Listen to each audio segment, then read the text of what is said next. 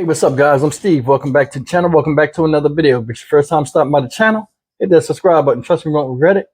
You're a returning subscriber as always, guys. Welcome back, and I do appreciate the support. Guys, I want to talk a little bit about Brianna Grier.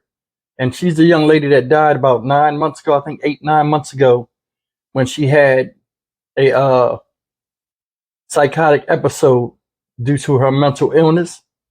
And she was picked up by police, put in the back of a police car, and she fell out of the police car and suffered a traumatic brain injury in transport. And there's been a lot of outrage about it months ago. But the reason why I'm bringing this up today, as sad as this case is, the family has just filed for a $100 million lawsuit against the city. And before I give my opinion of the whole situation, let me just give you this video clip to take a look at, and then we'll come back and talk about it, as sad as it is. Check it out.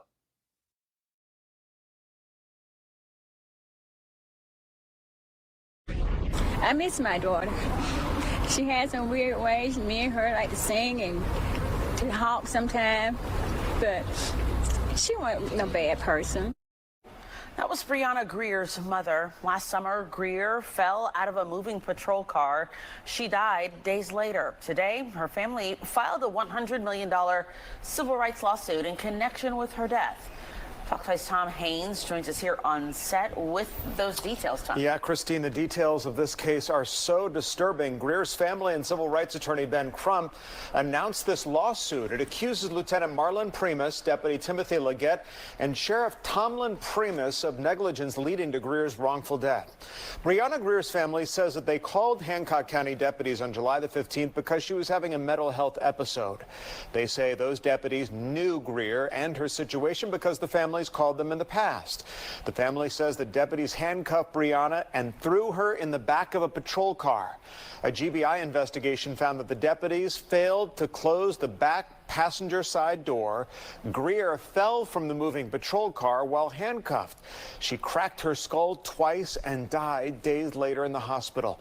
The case captured the attention of national civil rights activists who say that Grier deserves better.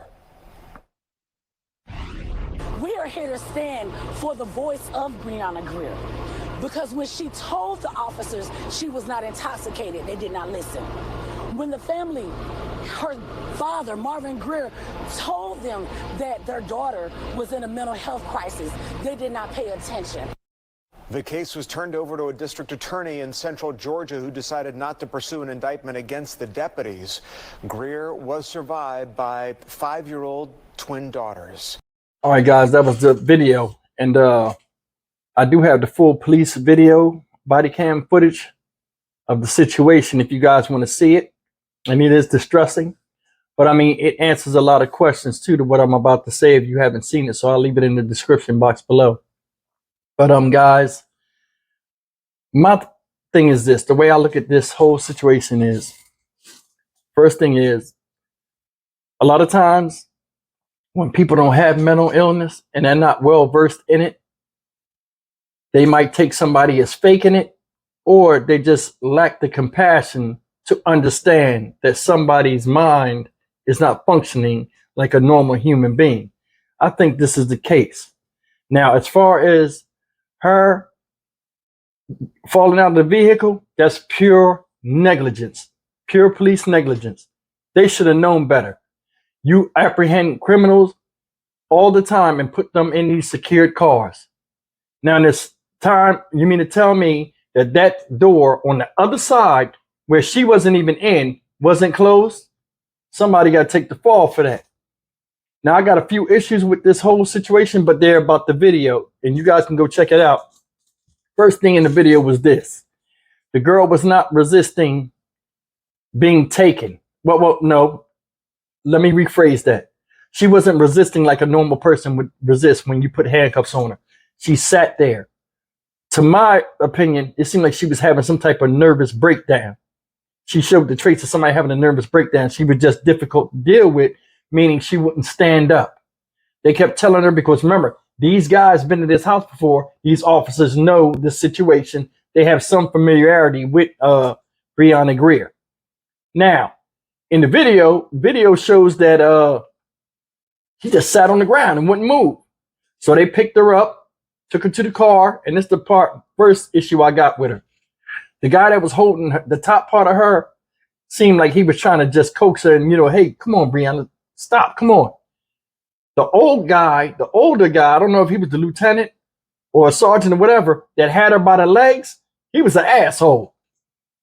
He was sick. Oh, you going downtown now? Like, I don't think he understood the whole situation. That's the first thing. Second thing is, when they opened the door, you could see the frustration. They just threw her like she was laundry in there. I wasn't feeling that. I was not feeling that. Then they're looking around for something on the ground. Go around the other side of the thing. You could have seen that the door wasn't open. And as an officer and locking people up all the time, how you don't know if your squad car is secure, bro? That's unacceptable. Threw her in there. She was handcuffed in the front, guys. Put her in the car.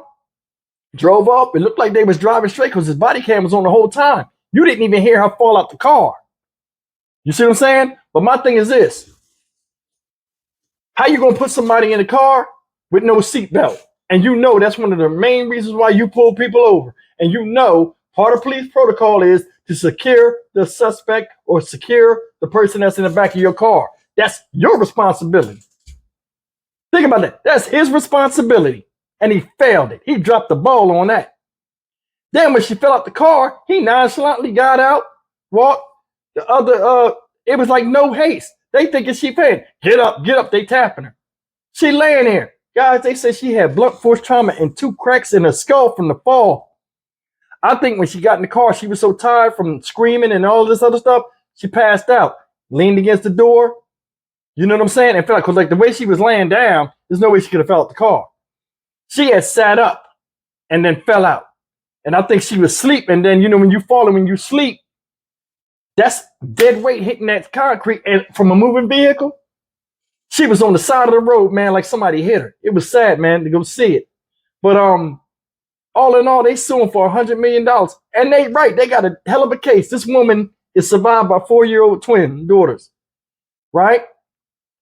When they get out there, the one dude I said that had her legs, he the one, they threw out the car, he immediately start copping up, we're going to fix the paperwork and say that she did this, she did that. Come on, man. Come on. Why you gotta lie? You know what I mean? You're already in trouble. Why you gotta lie? And that's the thing that messes with. Everybody's human. I understand it. But if you following protocol, he wasn't even driving the car. He could have been like, hey, man, what the fuck happened? Nonchalant. He held her up there, held her head against him and all this stuff. And they calling in for EMS. Listen, total catastrophe. And it's messed up that this 28-year-old woman, went out like that because these guys were insensitive and really not trained in dealing with somebody with mental illness. Or if they were, it's really bad because they show no effects of having any knowledge of the situation besides knowing her and going to the house a couple times. This is one of those police calls where they get the call and they're like, oh, God, we got to go deal with this tonight. You see what I'm saying? You can see the frustration. But no seatbelt. The rear passenger door wasn't locked or properly closed. Everything points to the police looking bad. You know what I'm saying? And then this is my thing. As a family, sometimes I don't know what she was doing to have them call the police first. My thing is, I don't know why EMS wasn't called as well.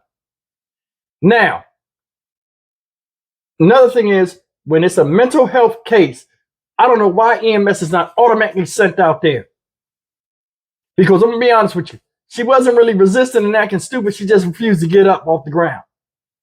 She wasn't cussing at them. She wasn't acting real ghetto and, screaming stupid obscenities and things like that. She just refused not to get up like a child. And they just carried her to the car and then threw her in the car. That's why my thing was, why you get so mad because you had to carry her? The car was right there. And then it's like, what was they going to take her to jail? That don't fix the illness. It doesn't fix it.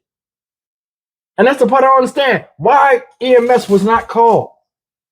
as a cop, listen, and no one nowadays, now this wasn't nothing but the summertime this happened.